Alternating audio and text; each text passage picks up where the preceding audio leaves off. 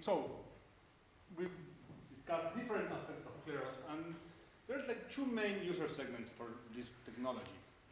One of them is the blockchain ecosystem, like decentralized platforms that require dispute resolution because they don't have it embedded.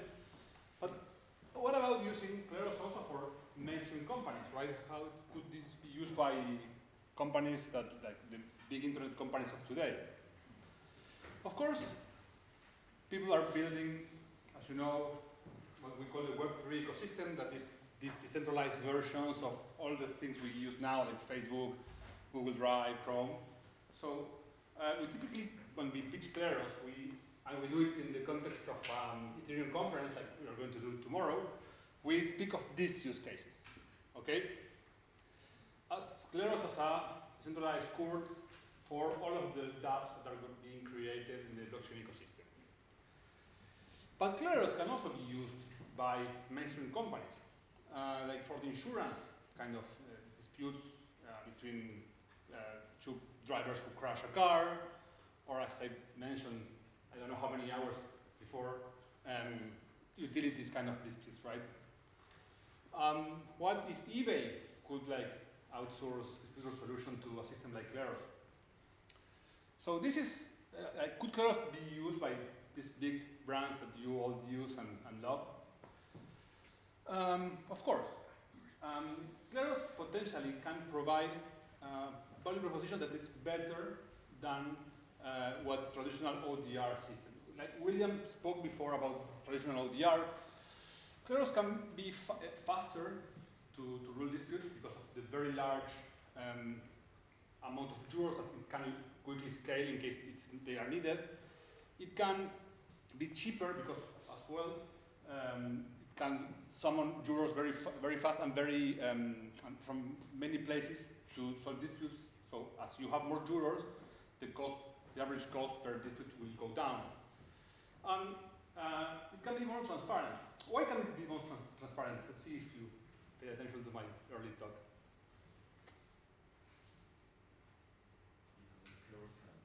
Because Kleros can, very well. Remember, all the process is encoded into the blockchain, so no one can tamper with the evidence, no one can tamper with the jury selection procedure, right?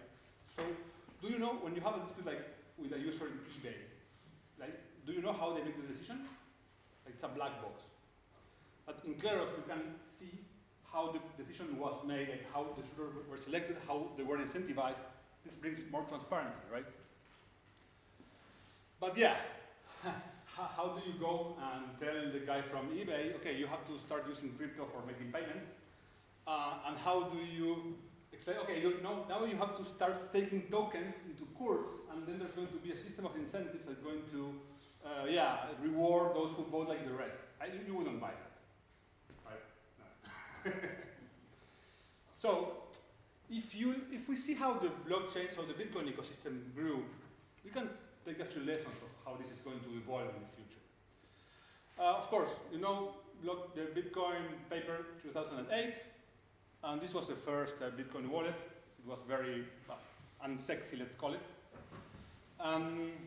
But what happened? When did it become like more like widely used? When these guys in 2012 built a company called Coinbase, which it was like a easier way to have your crypto, right? And this was the value proposition they presented to people. Like now, using crypto, using Bitcoin is really hard, really risky because you can lose your private keys and you can lose all your money. So they proposed a different way to do it with trade-offs, of course. But basically what this scheme looked a bit like user that uses a company called Coinbase, and this company uses the Bitcoin network to provide a currency system and all that we know about Bitcoin. But like the guy doesn't interact directly with the Bitcoin network. He interacts with the company, right? And then other companies started to build stuff on top of the Bitcoin network. And users didn't really interact with the Bitcoin network, but they interacted with the companies that were built on top of it.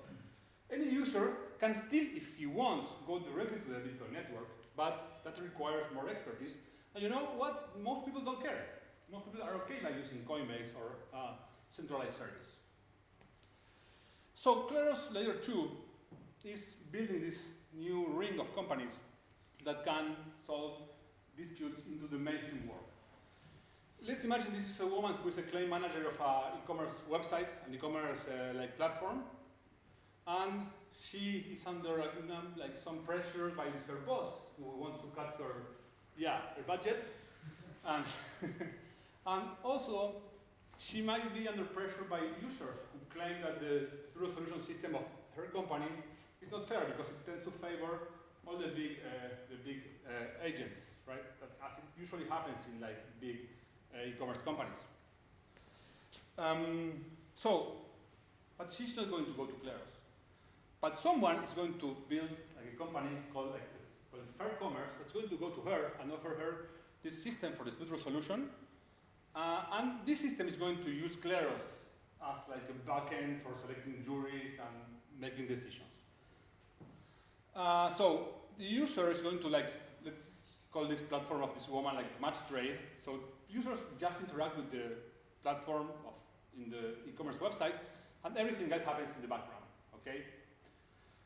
So there is a dispute, jurors use Kleros to adjudicate it, but there is never connection between the users and Kleros.